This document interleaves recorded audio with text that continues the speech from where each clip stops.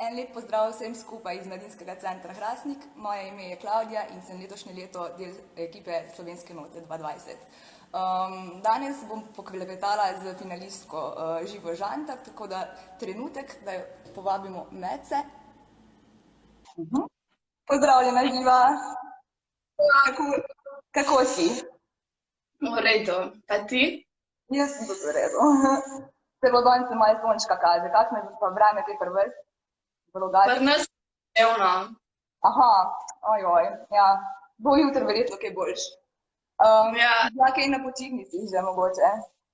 Ja, predvčeraj sem prišla iz Hrvaške. Aha, si se pa imela super. A si bila na morju? Ja. Odlično.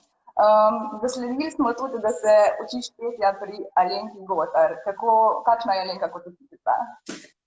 Alenka je res dobra učiteljica, lahko si sam želim, da bi imela tako učiteljico, res je dobra. Res ve, kaj dela, zelo se trudi za nas in ja. Pa te spremlja tudi na teh družbenih omrežjih? Ja. Koliko časa se pa že učiš pri njej? Eno šolsko leto. Aha, se pravi, bolj si šele na začetku svoje pevske kariere. Kako ti je bilo pa do sedaj nastopati na Slovenski noti? Res je taka lepa izkušnja za vse nas, ki tekmujemo. Cela ekipa in vi organizatorji, res je ful lepo. In ja, sigurno bi še ponovila še velikokrat. Hvala. Pripada mogoče kako razliko med svojim avdicijskim nastopom pa tem, ki je bil na promocijskem koncertu? Zgubiš pa že malo te treme na začetku, pa bolj se počutiš domače v celem okolju, tako da...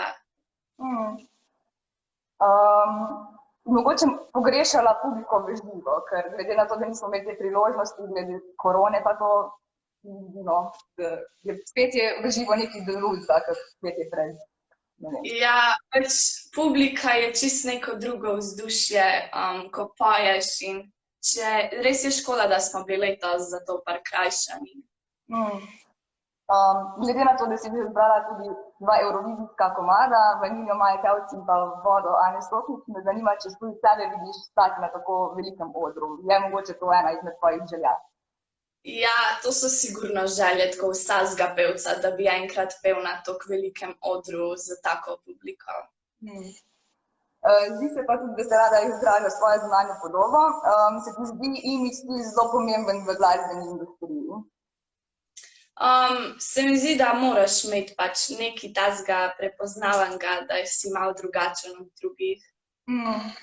Kaj ti pa pri izbiri oblačil najbolj pomembno? Da se v njih dobro počutiš in da pač imajo neki del tebe. Imaš mogoče na tem področju kako modno ikono ali vzornika, ki je zelo? Nimam glih vzornika, no pač spremljam par punc na teh družabnih omrežjih, ampak ja, zberem pač, kar mi je všeč. No, letos smo imeli tudi že ogromno nekih dogodkov preko Slovenske note, pa me zanima, ne vem, kateri tisti se ti najbolj ostal v spominu?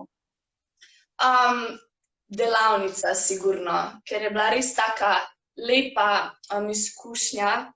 Tudi finalistke smo se lahko zelo dobro spoznale med sabo, pa delile malo svoje cilje, pa pač na splošno smo se povezale med sabo in je bila res lepo. Super. Glede na to, da se približuje finalni večer, ki bo 5. septembra v Delavskem domu Hrastnik, me zanima, če se že tudi pripravljaš na to. Ja, itak.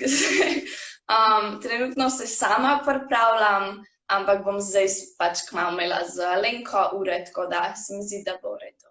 Super, mi se že veselimo, da se slišimo. No, dobili smo pa tudi nekaj vprašanj strani naših gledalcev. Naprimer, Samanto zanima, kaj je tvoj največji strah? Sigurno, da bi ostala brez družine in da bi bila pol sama. Tajo zanima, katera je tvoja najljubša barva? Temno modra. Pa Veroniko zanima, kaj so tiste tri stvari trenutno v življenju, ki ti največ pomenijo? Družina sigurno, dobri prijatelji pa ljubezen. Lepo. Pa še eno vprašanje je bilo, kako to, da si se odločila za prijavo na Slovenski noti? Idejo mi je dala učiteljica, ampak tudi sama sem si želela pač nastopati na tekmovanjih, tekmovati in pač lep začetek je. Super. Zdaj pa še te povabim, da gledalcem nagovoriš, zakaj naj spremljajo finalni večer in pa zakaj mogoče naj glasujejo ravno zate. Meni se zdi, da imamo, vse finalistke imamo iste želje, vse zelo dobro pojemo in vaša naloga bo, da ocenite, katera bo tista najboljša in katera si zasluži zmage. Se pravi, bo kar težek boj.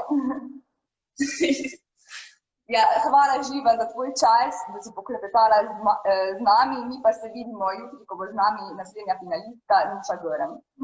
Ljubijo. Ja. Ciao. Ja.